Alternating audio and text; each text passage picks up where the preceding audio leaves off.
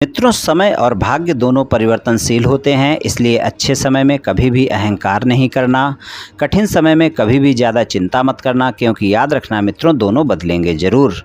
जय श्री कृष्ण मित्रों, फिर एक बार बहुत बहुत हार्दिक स्वागत है आप सभी का।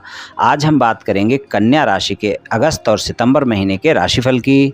राशिफल में आपके धन, व्यापार, नौकरी, परिवार, स्वास्थ्य, शिक्षा, वैवाहिक संबंध, प्रेम संबंध सभी बातों की चर्चा करेंगे और अंत में उपाय की चर्चा भी करेंगे। इसलिए वीडियो को पूरा अंत तक देखें व सुने, तभी आप कन्या राशि वालों के अगस्त और सितंबर के महीने के राशिफल की पूरी जानकारी प्राप्त कर पाएंगे। मित्रों, ये राशिफल चंद्र राशि पर आधारित है, यानी मून साइन पर। जिन लोगों को अपनी राशि नहीं पता है वो लोग अपनी जन्म कुंडली में ये देख लें कि चंद्रमा उनकी किस राशि में है।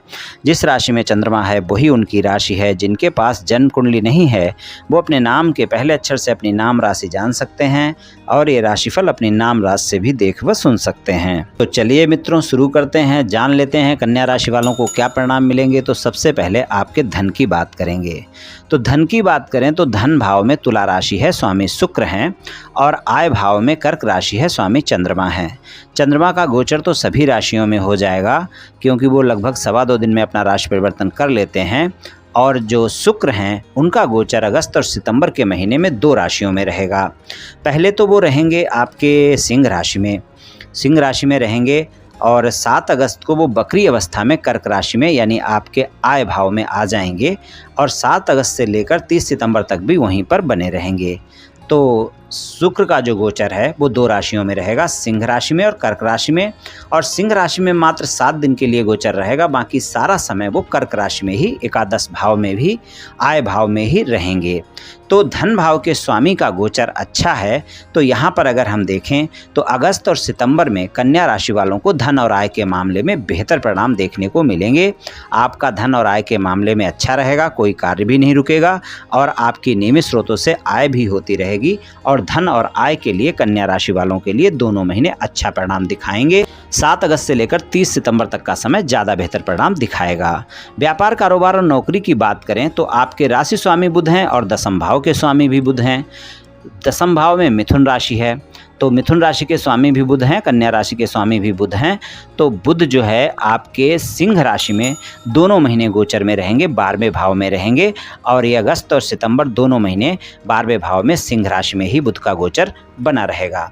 12वें भाव में गोचर रहेगा तो आप ध्यान रखें कि अगर आपका कोई विदेश से जुड़ा हुआ व्यापार कारोबार है, आप विदेशी कंपनी में नौकरी करते हैं, या फिर आपका कोई चिकित्सा क्षेत्र से जुड़ा हुआ व्यापार कारोबार है, मेडिकल स्टोर चलाते हैं, पैथोलॉजी लैब चलाते हैं, कोई क्लिनिक चलाते हैं, कोई हॉस्पिटल चलाते हैं, किसी भी तरह से आप चिकित्सा क्षेत्र से अगर जुड़े हुए हैं तो आपको लाभ देखने को मिलेगा। कोई इन्वेस्टमेंट वगैरह का कार्य करते हैं तो लाभ देखने को मिलेगा। विदेश से जुड़ा हुआ कोई व्यापार कारोबार है तो लाभ देखने को मिलेगा। तो इस तरह का कोई कारोबार है तो लाभ देखने को मिलेगा। और सामान्य रूप से जो भी कारोबार और हैं तो वहाँ पर आप कोई भी इन्वेस्टमेंट सोच समझ कर करें, वहाँ पर आपको सामान्य परिणाम ही मिलेंगे। आश्रम से जुड़ा हुआ कारोबार है, जेल से जुड़ा हुआ कोई कारोबार आपका है तो भी लाभ देखने को मिल सकता है। तो अगर आप हॉस्पिटल से जुड़ा हुआ कोई कारोबार नहीं करते हैं, यानी कि चिकित्सा क्षेत्र से जुड़ा हुआ कारोबार नहीं है, आश्रम से जुड़ा हुआ नहीं है, जेल से जुड़ा हुआ नहीं है, विदेश से जुड़ा हुआ नहीं है, विदेशी कंपनी में नौकरी नहीं कर रहे हैं, तो आपको सामान्य परिणाम ही देखने को मिलेंगे। और वहाँ पर आपको अचानक खर्चे परेशान भी कर सकते हैं, इस बात का भी आप ध्यान रखकर चलें।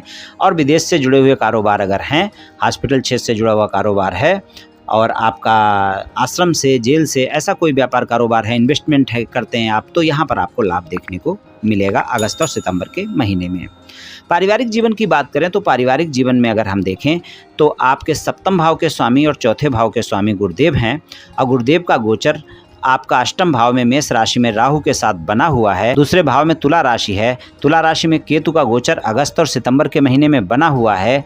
वाणी पर संयम रखना आवश्यक होगा।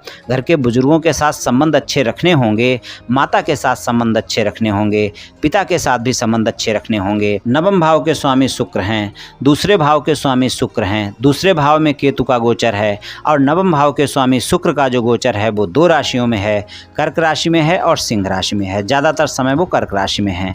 पिता के साथ संबंधों में मधुरता बनाकर रखनी होगी। पारिवारिक जीवन में माता के साथ संबंधों में मधुरता बनाकर रखनी होगी। बाड़ी पर संयम रखना होगा। परिवार के सदस्यों के साथ थोड़ा सा तालमेल बनाकर रखेंगे तो पारिवारिक जीवन फिर आपका अच्छा रहेगा। स्वास्थ्य की बात करें तो छठे भाव में कुंभ राशि है, स्वामी शनि हैं। पंचम भाव के स्वामी भी शनि देव ही हैं, वहाँ पर मकर राशि है।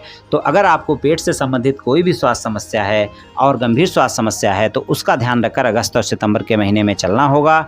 और वैसे भी अगर अगस्त और सितंबर के महीने में आपको किसी भी प्रकार की कोई भी स्वास्थ्य समस्या होती है तो आप डॉक्टर से परामर्श लें। ही बिल्कुल ना बरतें, अपने स्वास्थ्य का ध्यान रखकर चलें।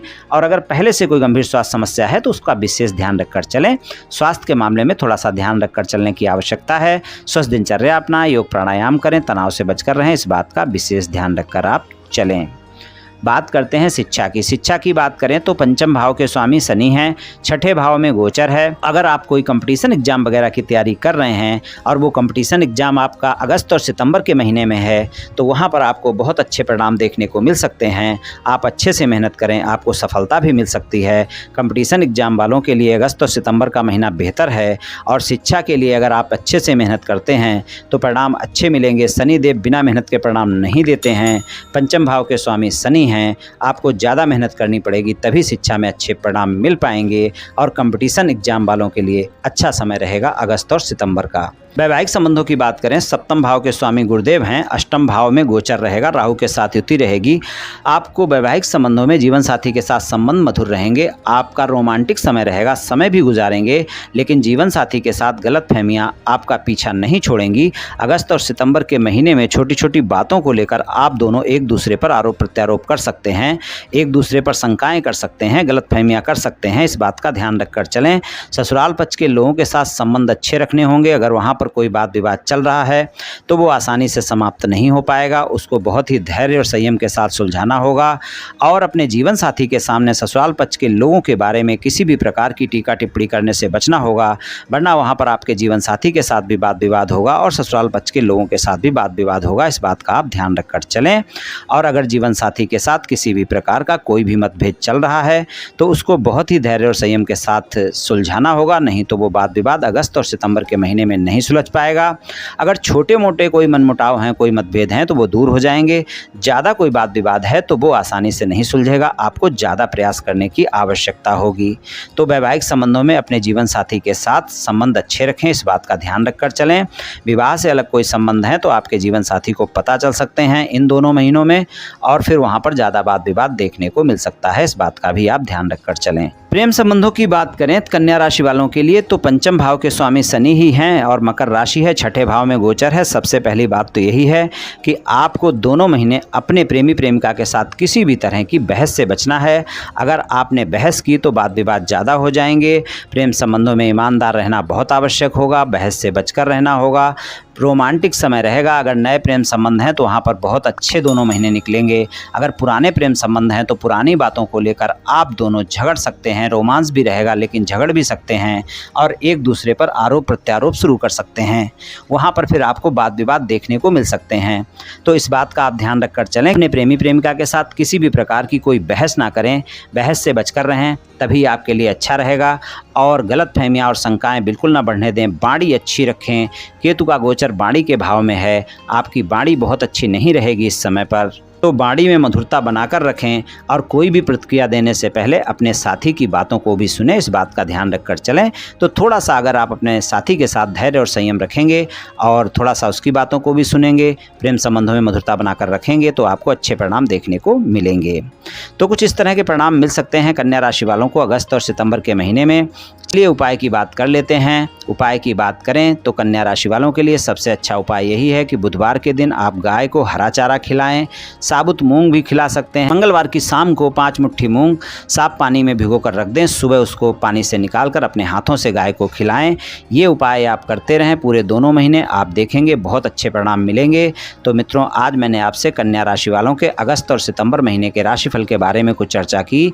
ये कन्या राशि वालों का राशिफल सामान्य राशिफल है। ये सभी जातकों पर पूर्ण रूप से प्रभावी होगा ऐसा संभव नहीं है, क्योंकि आपकी जन्म कुंडली पर भी बहुत कुछ निर्भर करता है। आप सभी स्वस्थ रहें, आयुष्मान रहें, धनवान रहें, ऐसी मेरी श्री कृष्ण भगवान से प्रार्थना है। जय श्री कृष्ण, जय श्री राधे।